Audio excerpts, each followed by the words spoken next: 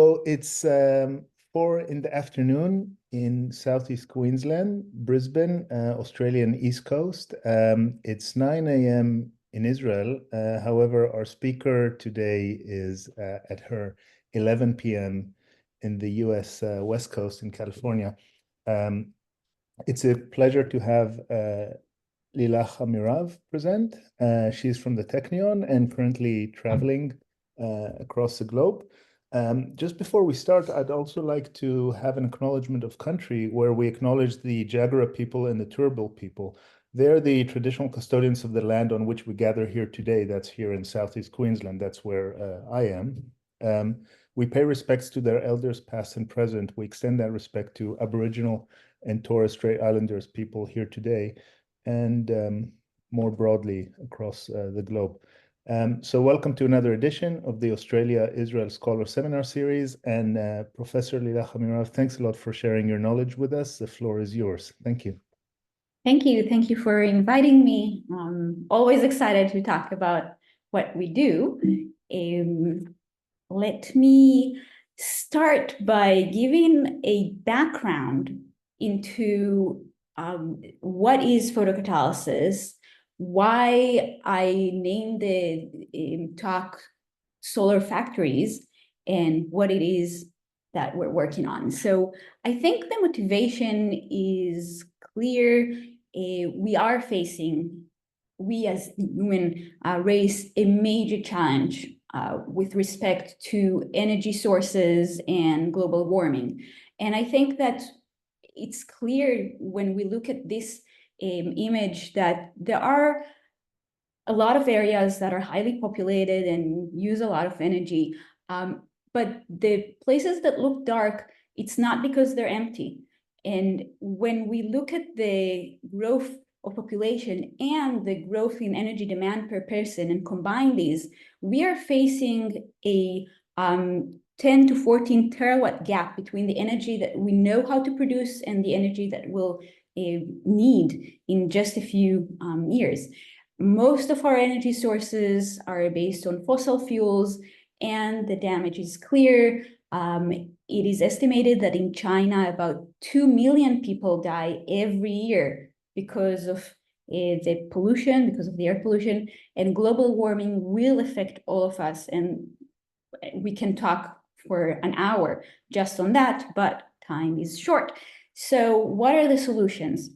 When we just look up, we know that the energy that's coming from the sun within a single hour is equivalent to the entire global energy demand for a full year. So obviously, that is something that we are aspiring to. When you're thinking about solar energy, you mostly think about solar panels. And this is amazing. We use a semiconductor, we absorb the light, and we make an electron jump. And we basically have two charges, a positive and a negative. We can pull them, and that's electricity. But we depend on whether it is day or night, summer or winter. In other words, we converted solar energy into something we can use, but now we also need to store it. And these are two different things. When we convert solar energy into fuel, we have the conversion and the storage combined. If you're thinking about what fuels are of interest, hydrogen is the first thing that comes in mind. And this is because hydrogen is the cleanest fuel. When you burn hydrogen, you release energy without the consequences of CO2 and a greenhouse gases pollution. And hydrogen is a really important chemical commodity for many other applications as well. It is used for the production of ammonia fertilizers, for the steel industry, for the glass industry. And people are really talking about hydrogen economy because you can use hydrogen as a clean fuel to convert different industries that are polluting to clean ones. And it is a wonderful market, only the fact that now about 99% of the hydrogen is being produced from fossil fuels in a polluting way. So it's great to think about our green, clean car that is driven by a green, clean hydrogen fuel, when in fact the fuel is being produced in a polluting way. It's, you know, basically just putting the dust and hiding it behind the carpet. There are ways of producing clean hydrogen. We call it green hydrogen. One is to convert the solar light with a solar panel into an electricity, and then feed that electricity into an electrolyzer. So this is classic chemistry 1-on-1. You put 2 electrodes in water. With the electricity, you split the water into hydrogen and oxygen. The problem is that you have 2 steps, right? You convert the solar energy into electricity, and then you convert the electricity into the chemistry. And this is just expensive. And so when you're looking at the polluting hydrogen that's coming from fossil fuels, it is about $1.5 per kilo of hydrogen in terms of production cost. But when you're looking at this double step green hydrogen, it is around $5 per kilo. So it's just not economical. There is an alternative. It's called photocatalysis, and I'm going to focus on that. Basically, it is taking those 2 steps and merging them into a single particle. So you have the semiconductor that absorbs the light. An electron jumps from the valence band to the conduction.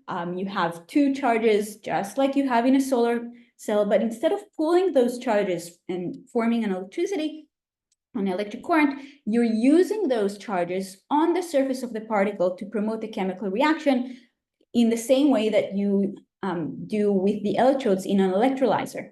So we have the semiconductor coupled with the metal, and we can produce the hydrogen and promote the other side reaction, the oxidation, with the positive charges.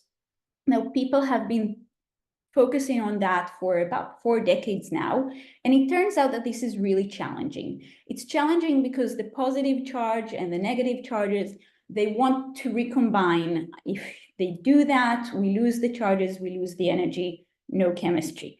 It also has additional challenges with respect to charge separation. The electron, the negative charge, goes into the metal, but it always likes to go back. Sneaky little thing, and recombine with a positive charge, and again we lose those charges. And it turns out that this charge separation, even when it happens, it has a very short window of time that forces us to use those charges really quickly. So where do I come into the picture? I'm coming with a semiconductor background, working on nanotechnology. And in that nano regime, we basically design materials that are somewhere between atoms and bulk. And this means that all the properties of the material start to depend on size.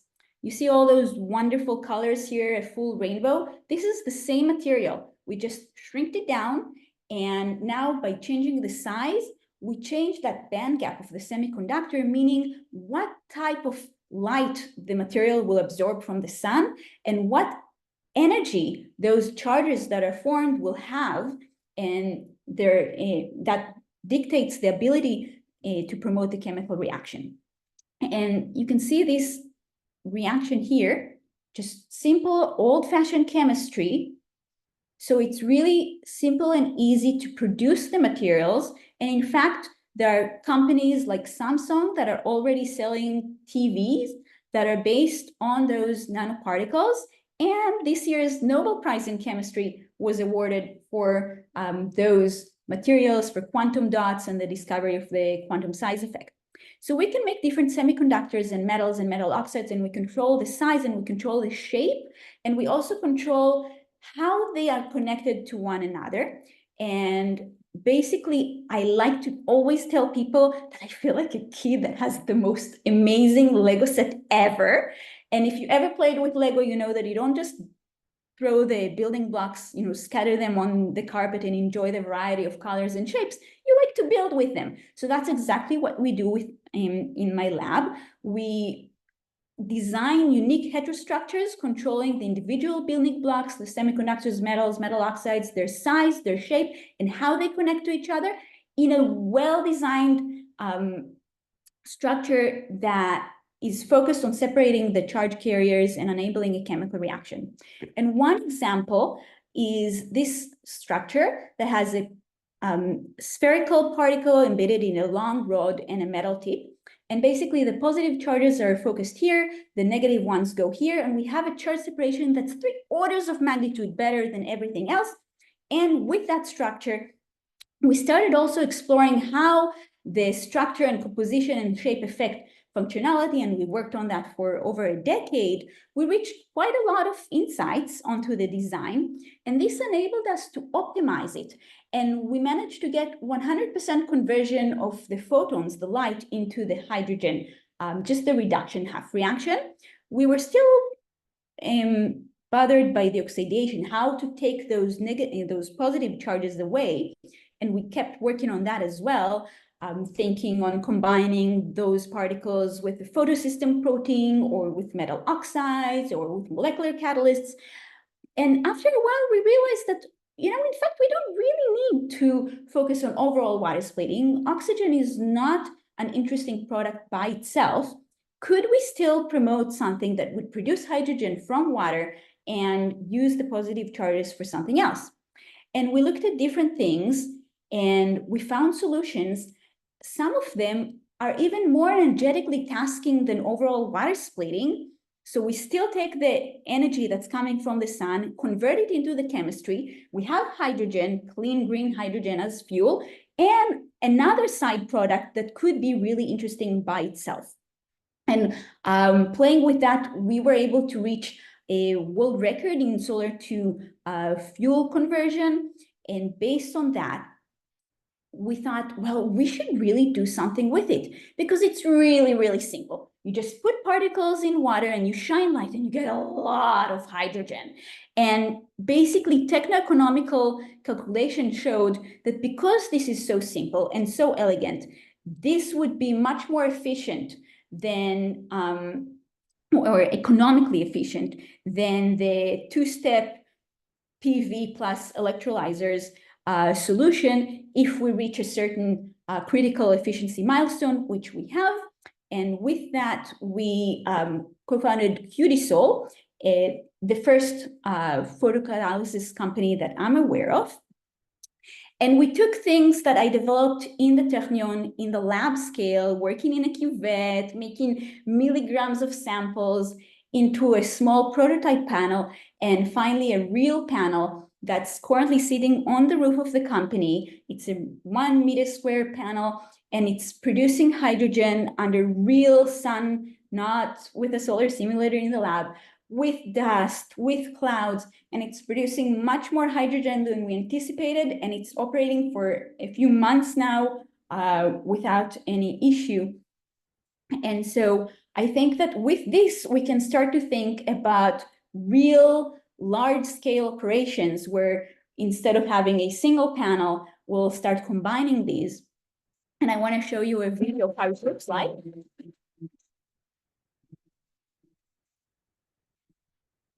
So that's the panel.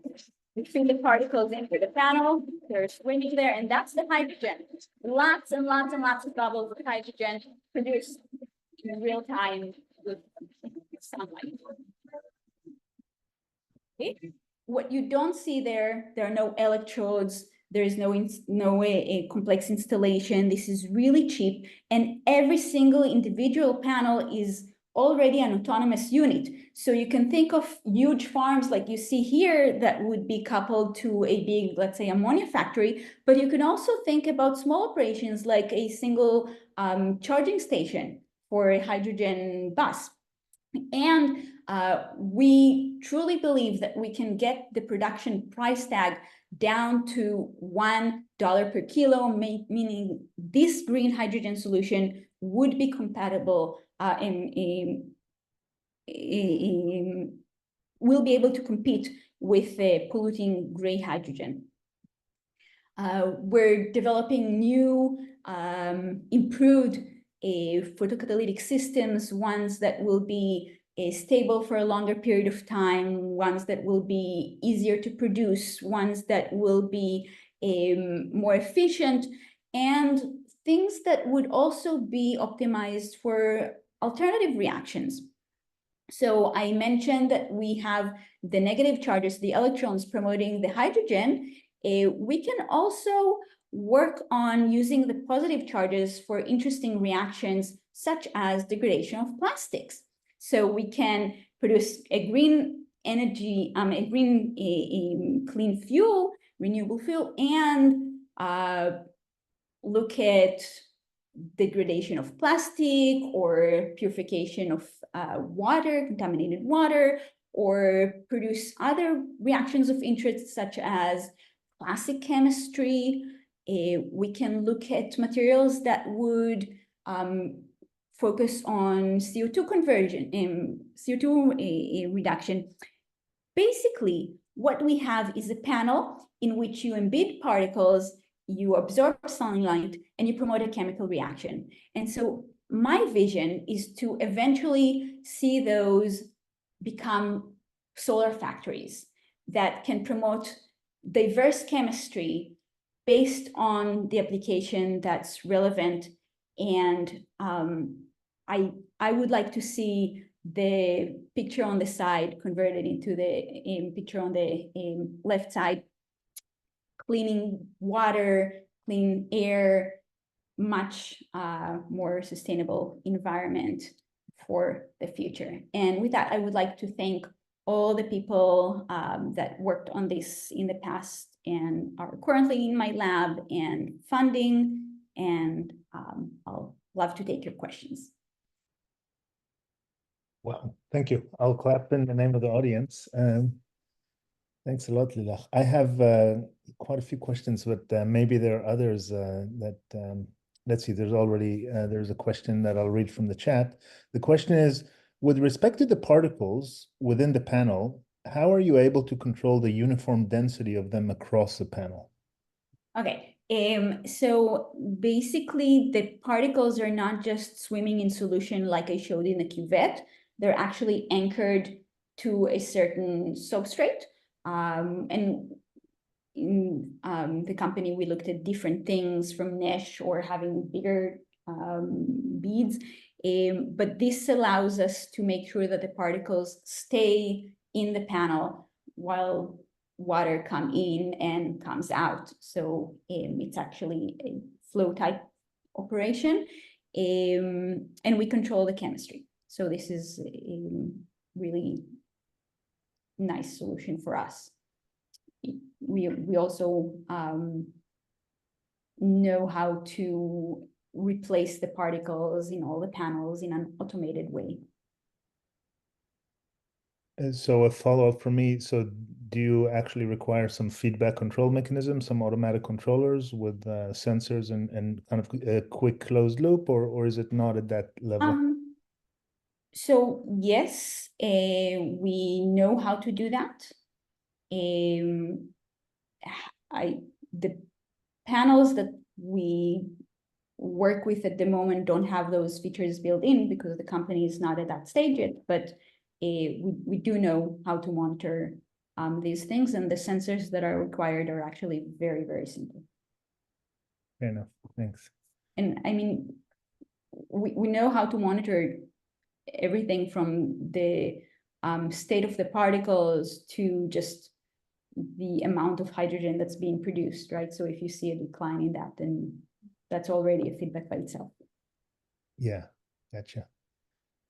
I'll take a question that's kind of a step back. And first of all, my perspective on the talk, it was very exciting. It started a very scientific talk, and suddenly there was an entrepreneurship component, which took me by surprise and was very positive.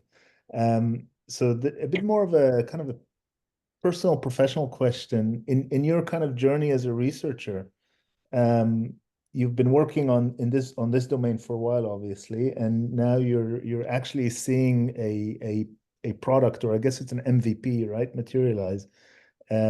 What are maybe 3 big takeaways or 5 takeaways, or just the journey? Also in the environment, you've done this in the Technion. I know that no environment is perfect for monetization and that type of stuff. Actually, it's a really good question. I can talk for an hour just on this I'm sure. aspect. I think for me, this was a really rewarding journey because I really went into the solar to fuel conversion and renewable energy field out of passion to make a real impact on the world. I sometimes have nightmares thinking about global warming, and I have 3 kids. I really want to make this a better place for them. And so for me, just publishing results was not enough. But I did start from a very fundamental curiosity-driven research. My research was focused on really just understanding how structure and composition and size and overall morphology affect functionality.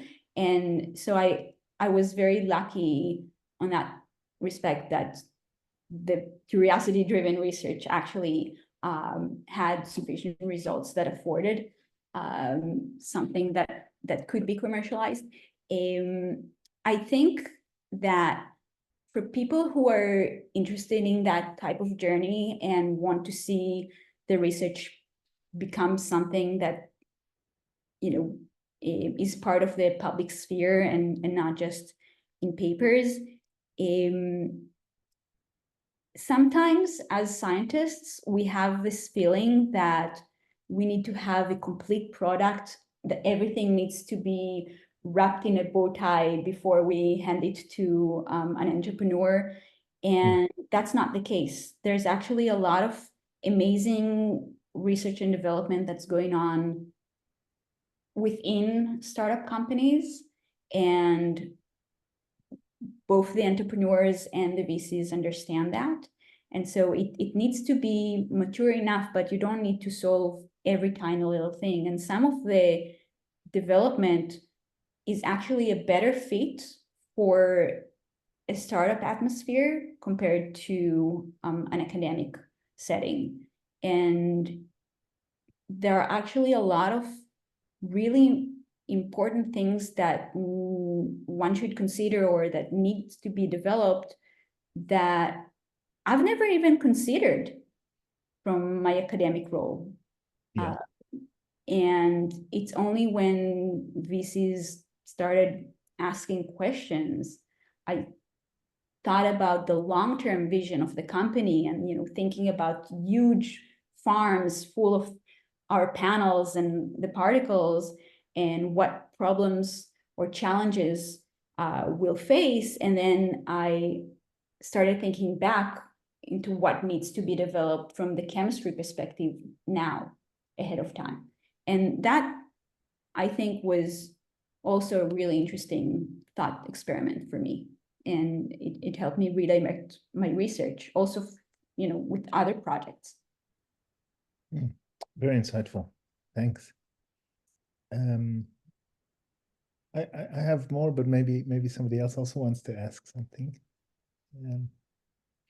So a naive question that comes to mind for me, and this is kind of seeing the particle panel. So we're presenting that product, right? And it's easy to, at least for me, to get confused and see solar farms and see those panels. They look visually the same. Right now, in a solar farm, you would ideally need some hydrogen batteries, etc., because even negative pricing and many reasons that you'd need batteries in solar farms. Do you envision? I know this might be early, but do you envision that kind of these things will live together, or this is kind of a production factory for hydrogen, and then it's transported with the most efficient way to the battery? So that's a good question. I would say that there are a few different ways of answering that. So first of all, I'll touch the appearance aspect. Solar panels, most of them are based on silicon, and that makes them rigid. For us, the panel is actually kind of like a flow reactor, so it doesn't necessarily need to have that shape. So it's the easier shape, and it also has some economic considerations because of installation. All the ramps and stuff that were developed for PV panels already exist, and they're cheaper if our panels have the same size and dimensions. But we can potentially think of more creative designs that maybe would cover the surface of, let's say, an ammonia factory to make better dual use of land. Then in terms of combining our panels with PV panels, we have also considered that. It turns out, when I started this project, or the company rather, I was naive coming from academia, and I thought, okay, we have particles, it's, that the price of the hydrogen would be dictated by the production cost of the particles and how much those particles, how much hydrogen those particles can produce, right? And it turns out that no, much like with solar panels, eventually the majority of the cost is installation, the land, and actually putting the panel on that land. And so because this is a major component in the cost of solar panels and our panels, then the company was talking also with PV companies on the possibility of doing things together and potential applications that would involve our panels sitting on top of a PV panel.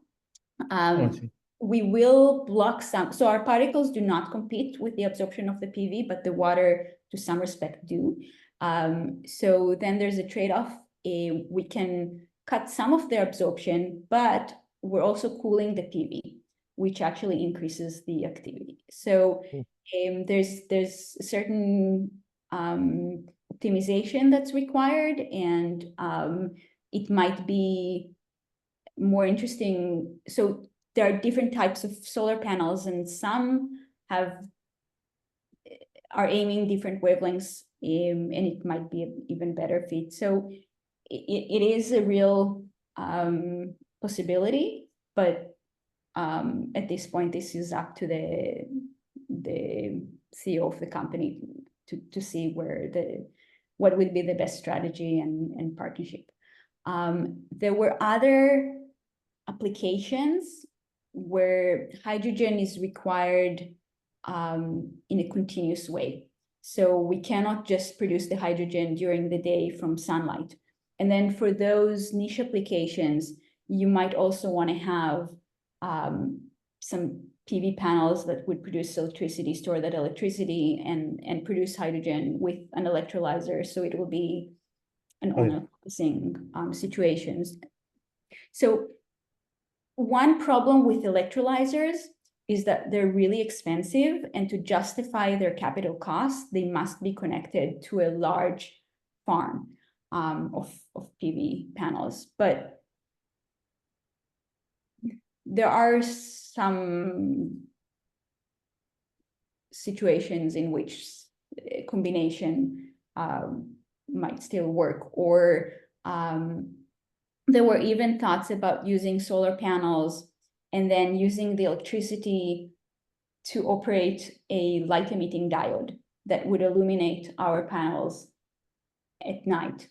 And then it can be more efficient. Light-emitting diode is an efficient light source in terms of its electricity consumption, and the light can be focused at the most efficient wavelength in terms of the photocatalysis or the photocatalytic process. So these ideas were thrown out there, but I think that these are more niche applications than what would we see as the general mode of operation.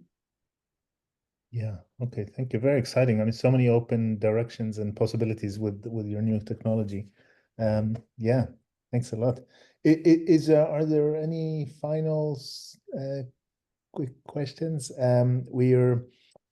Lilac is running into 11:30 p.m. at night in the California West Coast, where she's on a journey at the moment. She's from the Technion Israel Institute of Technology. I'll remind everybody. And with this, I'll thank Lilac, and we'll thank Lilac one more time. Thank you. Hope to see everybody in other Australia Israel Scholar Seminar Series talks. And you can, of course, follow up on Lilach's webpage and her research and team through the links provided in the website. Thank you. Bye-bye, everybody. Bye-bye.